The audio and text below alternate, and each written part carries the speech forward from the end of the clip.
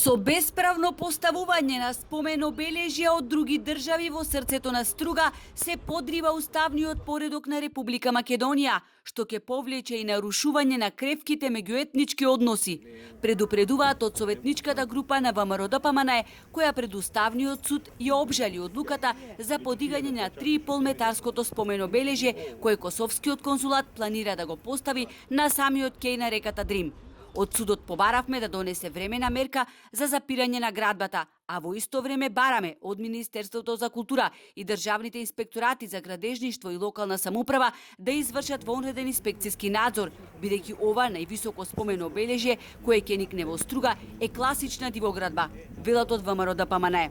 Од Уставниот суд и од државните органи и инспекторати каде што имаме поднесено соодветни поднесоци,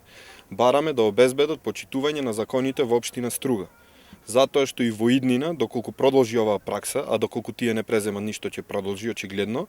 може да се појават нови никнување на нови бесправни споменици на територијата на општина Струга и од други држави и од други контроверзни личности, со што може да се потикне етничка и верска омраза и нетрпеливост, а најлошо од се може да се подрива, односно да се задира во уставниот поредок на Република Македонија.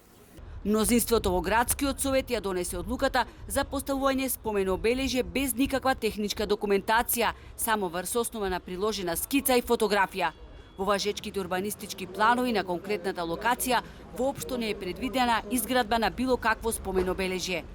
Згора на се, во Струга сме сведоци дека имаме девастација на